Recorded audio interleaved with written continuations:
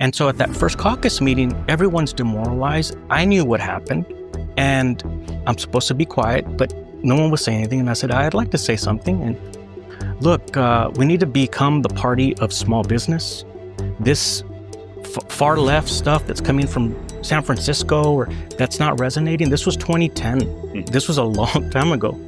And Jessica Farrar didn't even acknowledge what I said. She looked at me and she's like, okay, anything else, anyone? And then from that moment, I knew that my session was gonna suck. Ready to roll? Yep. All right. Real Texan. Why should this matter to real Texans?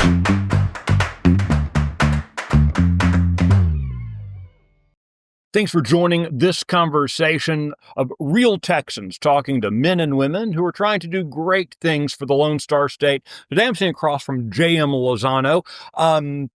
Maybe the least interesting thing about you is you're a member of the Texas House. We may or may talk about that stuff.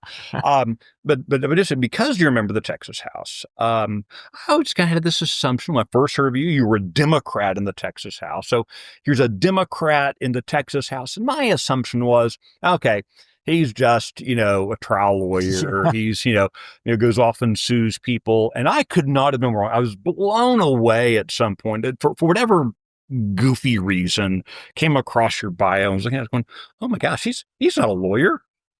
He's a chicken guy. You sell, Yes. you have a couple of Wingstop franchises, mainly down in your neck of the woods, right? Yes, sir.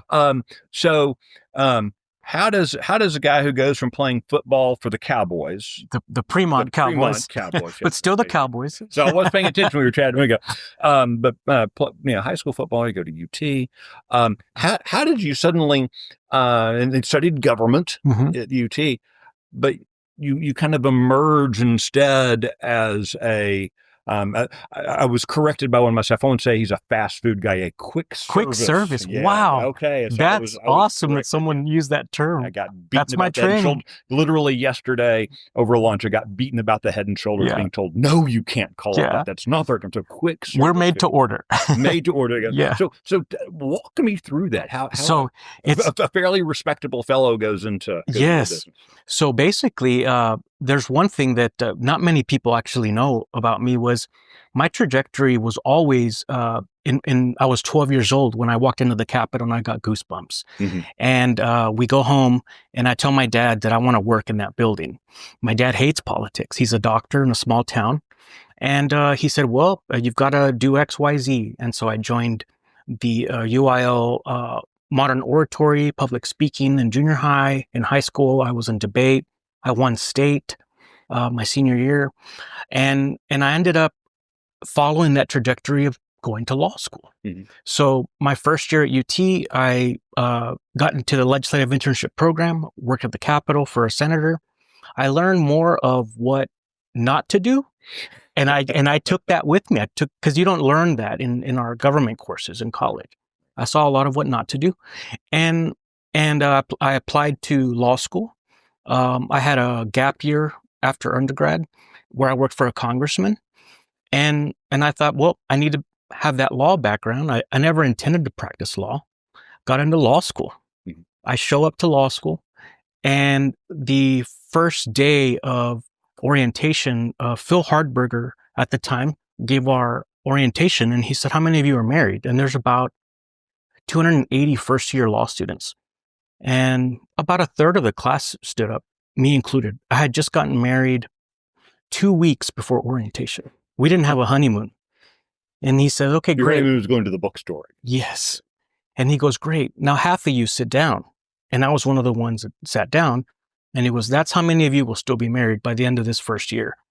And I was always able to cram in undergrad. If UT people are watching, it's a very good education.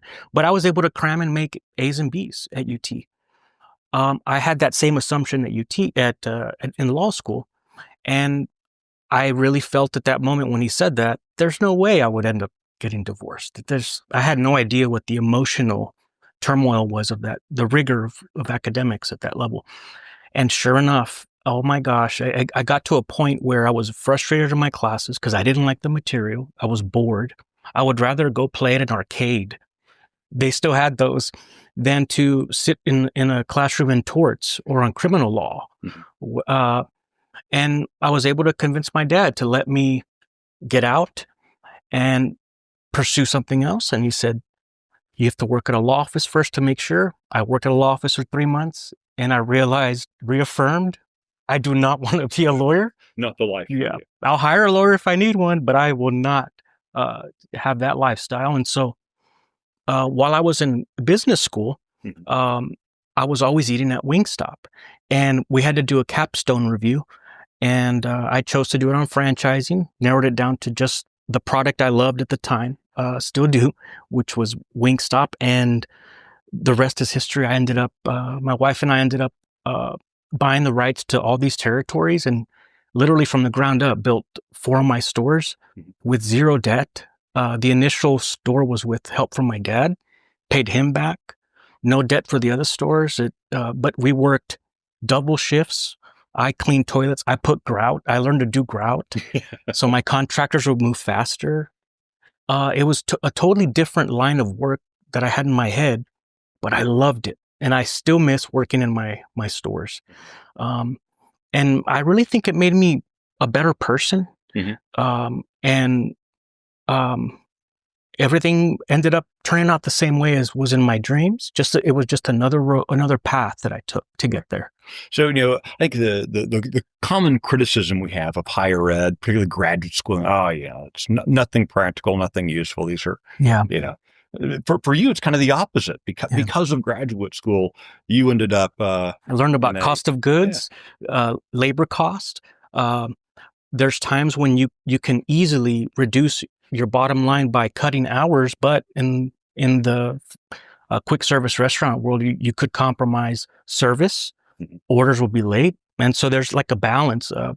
Sign the front of a paycheck. It's a different feeling. Just what every American does is balance their own checkbook. That's what I do for a living for over 100 employees now, and I love it. And that experience makes me a different legislator, I believe. When we look at government and we look at and here I'm going to talk about politics for just a second, so maybe help me with this analogy here that, in any other area of life, when I show up at a quick service restaurant and I order some chicken nuggets, I'm going to be upset if they bring me a hamburger, right? Yeah. In fact, I will say something about this if I get my order wrong. But in government, it feels like all of us have such low expectations that we say we want X, and the politicians deliver Y, or more often not deliver nothing. But yet we offer these nice, polite golf claps. Is that a fair analogy? Is that very fair? And there's a lot of similarity with being a restaurateur and public service. We literally serve the people in a restaurant, and the customer is always right. In this case, the constituent should always be right. And Wingstop's the number one thing that is forgotten in an order is the ranch. That's incredibly frustrating to get home and you open your bag, you got your wings, fries. Where's the ranch? That's the worst. And so we actually put safeguards in place, double checking the order before we seal it with a sticker, write the customer's name on it. Government should be the same way. Like before that legislation gets out of the door, you've got to make sure that it's exactly what the constituents want. And we can learn a lot. Maybe I should take my colleagues to work in one of my stores. There's some of your colleagues I'm not sure you would want in the kitchen of a restaurant. Good point. We might not pass the inspection. Not pass the inspection the next week. Okay, so I've often heard that maybe this number is true, maybe it's not. But I've heard that most restaurants, including franchises, including those that, even with the best of intentions, a lot of those fail. Yeah, 9 out of 10, 8 out of 10, something like that will fail. What did it take as a guy to get past that first year? And when you hit that first year, did you go, oh, good? Well, it was yes, in the sense that I knew this one's going to make it, but I had an agreement to do several more stores. Right. There was a guarantor. My dad was a guarantor on those agreements. So there's a financial hardship if that doesn't happen on the man I've seen work his butt off his whole life. And so I knew that it had to make it. I knew the statistics. And I would sleep in my restaurant sometimes because instead of renting an apartment or staying in a hotel, we lived in my parents' house for the first year to save on all those costs. Because if it failed, I wanted to know that I did everything possible. Right. And so if it meant I'm working double shifts 7 days a week, that's what I did. Sleep 5 hours. The drive home where we were staying at my parents' was about 45 minutes. And when you close a restaurant at midnight, you don't leave the store till 2 or 3 in the morning. Right. And so sometimes I would literally just stay and sleep in my car just to make sure that when they delivered the product at 3, 4 in the morning, that they were putting it in the walk-in cooler. Like because otherwise it'll spoil. Right. There were all these variables that I was extremely hands-on to make sure that if it didn't make it, that I tried everything I could. So, your first year made it. You got up to couple, built a couple more locations.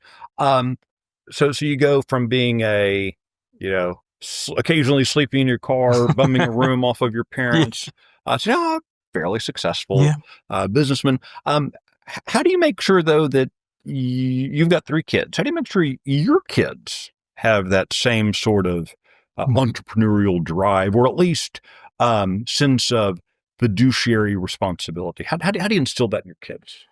I'll tell you, it's been a journey in that sense. Mm-hmm. In terms of my kids, they love Wingstop, and it literally puts a roof over the head if nothing. Yes. And they help me sometimes now. Mm-hmm. I've got cameras with technology today. You can do a lot through the cameras. You can't be at all stores at once. Right. And I do little assignments like, hey, and it's just all visual. Like if someone's not wearing the proper uniform, if they're not wearing non-slips, which is a hazard because it's slippery back there, they'll come tell me, Dad, in this store, there's someone that's not wearing the uniform, and so I'll call the manager of the store and just kind of remind them, and then they at least know we're watching cameras, and it kind of trickles down to other oversight issues, and they understand, and I always tell them, each one of y'all is going to get a store. That's going to be your store. Your mom and I will have one. The others will be y'all. Let's see who will compete against each other. And they're excited about that future challenge. Right. And so their interest in my oldest is 16 and she wants to major in business. Mm-hmm. And they're all fans of Elon Musk. They love how he used to sleep in his new businesses. I mean, He sleep on the floor. They love those stories. I would share what I did too. Nothing like Elon Musk, but they see that, they have that entrepreneurial spirit for sure. Mm-hmm.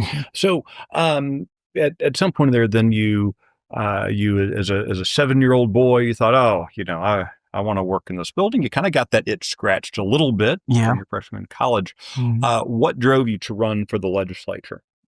Well, it was always, honestly, going back to what I saw growing up with my dad in rural counties. He was probably he has the largest patient volume. Mm-hmm. And in the 80s, I have 5 sisters, no brothers. So my dad would take me with him when he'd make house calls, just so I wouldn't be at home fighting with my sisters, especially on weekends when you got 5 girls and 1 little boy at the house. And it was always my fault, apparently. So I believe that, yeah. And so I quickly saw the gratitude that I would see people telling my dad, "Thank you for saving my mom." Or on a Sunday, the doorbell rings and I go answer the door, and there's literally a man asking for my dad, and he has a goat. Okay, and he asks for, "Yes, I'll be right back." And Dad, there's someone. And then my dad closes the door behind him, but I could hear him, and my dad's like, no, it's okay. We don't want the goat. Don't worry. That was my job, is to take care of it, because they couldn't pay. My dad still sewed him up on a weekend. He went to the clinic. The patient met him there after hours. and he was so grateful. And so I knew I wanted to do something where I could see the gratitude of the people. My dad, hating politics, told me, if you do enter public service, if you run for office, you have to be able to look in the mirror and say, that's a good man. And my kids are going to be proud of that man. And honestly, my journey was not that in the very beginning of my service. I stayed quiet. I kind of adopted these norms of you're a rookie, don't talk, stay silent, worry about getting stuff for your district only, and that's it. And at some point, I just got fed up with that, and I said, I actually was not sleeping at night. I was taking NyQuil to go to sleep, Tylenol PM, and my liver enzymes and my blood work were horrible, and I realized I've got to change something. And that started for me when I realized what the House tried to do to Ken Paxton, because I was on the wrong side of that vote. I voted against my conscience, and I immediately set to correct that. After that, I started sleeping. I felt proud of myself, and even though I probably made some enemies out of friends because they just wanted me to stay quiet and not speak out against leadership, but that's what my heart tells me, and I'm going to keep doing that. So I want to go back a couple years before that. You were, again, first elected to the Texas House as a Democrat. You were in a seat that over time with the district, kind of started to track maybe a little more Republican, but yet you remain very popular in your district. Yeah. You then did the somewhat politically strange thing of switching parties and had been elected as a Democrat, and now you ran as a Republican. Walk me through that process, that idea of, again, switching parties. That's, to those of us who don't hold office, who haven't run for office, who haven't, put on fully the team jersey, we may have the pom-poms, but we don't wear the jersey, right? That can be a very significant thing, and it doesn't always work out well. That's correct. The first time I ran, the one thing my father told me was, I actually wanted to run sooner. And he had to talk with me. You've got to learn to crawl before you can walk. And what he meant, and he was specific, was you need to have a stable family. You need to have a mortgage. You need to be working hard for your paycheck. I want you to be a hard worker. You can't just run because you've worked for a congressman or a state senator. I want you to be part of society and work your tail off. Then you'll be ready. And he was right. So the minute we had the stability of a couple of restaurants, we had a mortgage. I looked at who the rep was where we lived, and I said, I've got to run. And the district was like 85% Democrat. That was another point of disagreement with my father.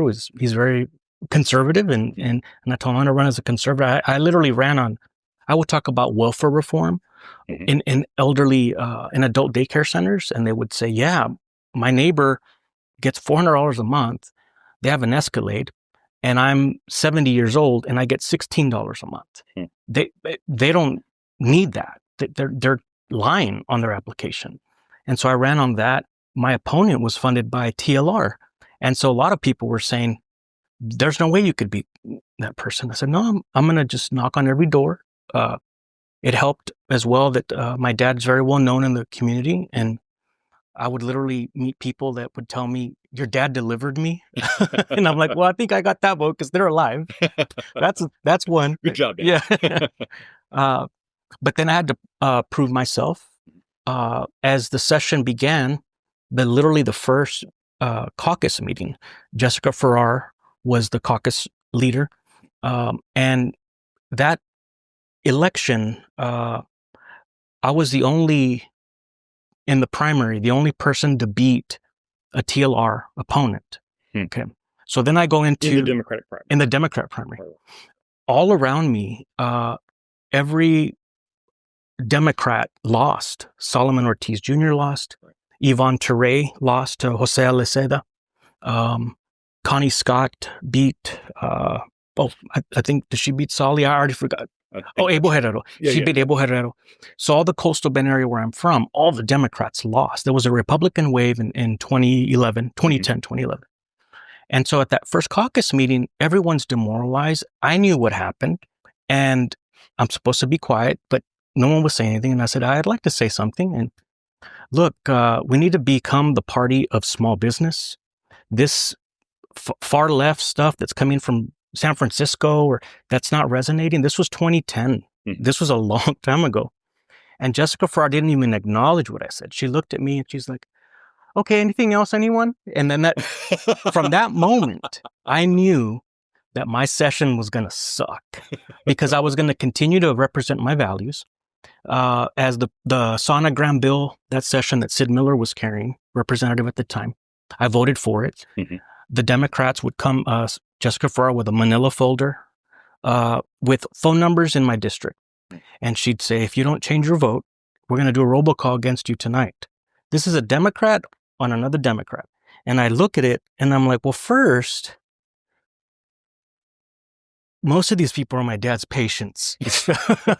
You don't know my district. Second, they're happy with me.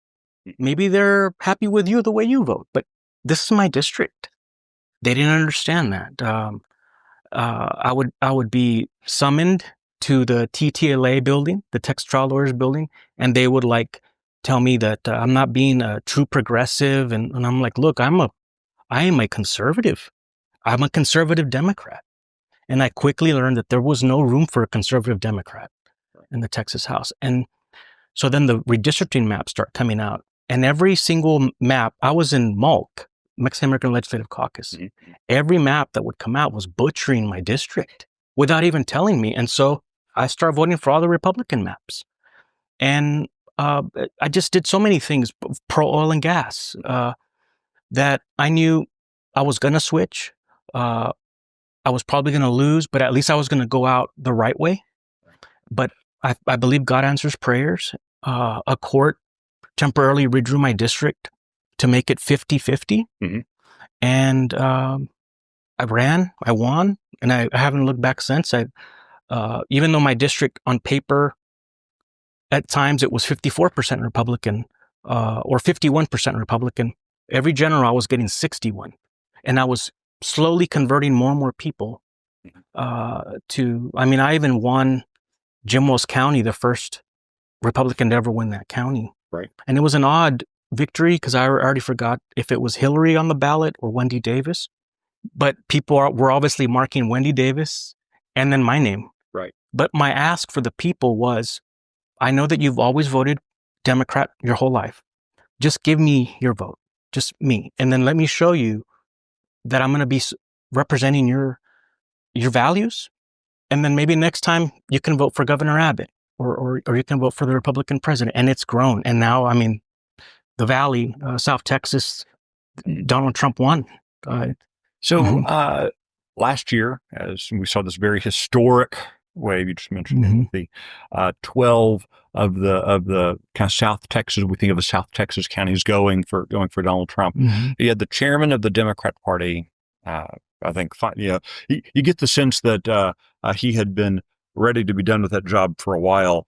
And so he announced his resignation. In doing so, he talks about the party having become captive to kind of the transgender ideology and the coastal progressives. He later kind of tried to backtrack some of those things under pressure, I think. But what he said seemed pretty honest and kind of tracks with what you're saying now.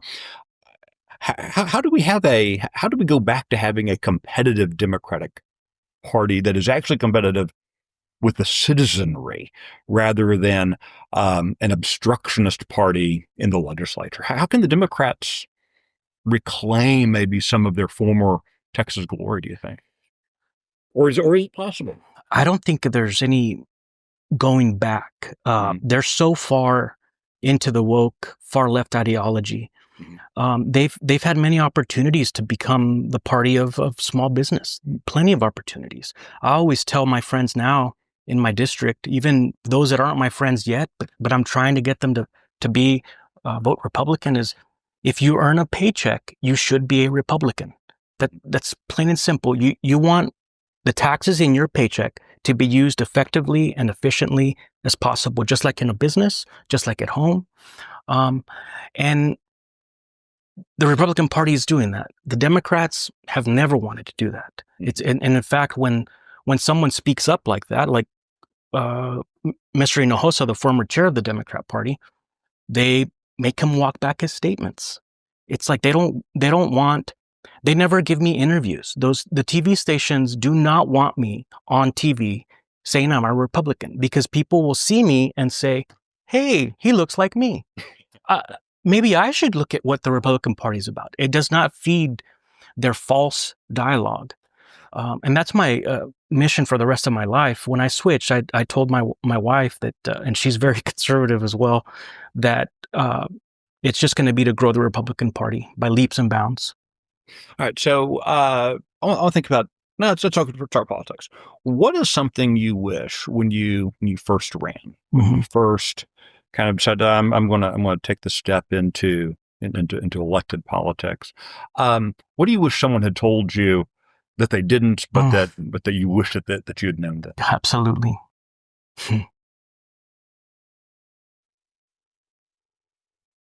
It's definitely to enjoy every minute with your children when they're little. To not feel like you have to go to every single meeting. It's going to be okay if you send your chief or your legislative director to a meeting. At the very beginning, I became kind of jaded in the process as a conservative Democrat, not having a home. And so I had to work twice as hard now because I was a Democrat for 16 months. And I followed my heart, but I remember my little girl was 2 at the time, or 3. And I remember FaceTiming with her. I was staying in a hotel in Austin, and she was about 7. And I looked at her, and she had grown up so much. And I don't remember her like when she was 5 or 6. And then my younger son, Jose, when he was 0, 1, 2, 3. And I can never get those years back. So I'm doing everything now to be a good dad, to actually be present. Even if I'm home back then on a weekend, I really wasn't mentally present. And that's the one thing I wish someone had talked about. Same question about business. What do you wish you'd known about, what do you wish someone had told you about the trauma in some ways of starting and running small businesses? What do you wish you'd known then? That's the one part of my life, honestly, that I felt like I had. I mean, I remember reading I was bored and waiting for this truck to show up for delivery at 3 a.m. of chicken. And I had bought the book, The Art of the Deal by now President Trump. And he would always say, you have to know everything there is to know about what you do.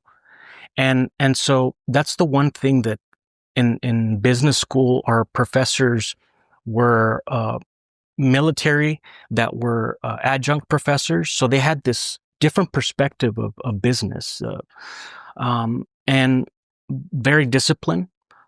They advocated for you to be a hands-on entrepreneur, not just like a suit type. And funny story, when I first went to interview a franchisee with Wingstop for my grad school project, I knew he had like 40 stores. And so I show up to the store where he told me to meet him in the suit.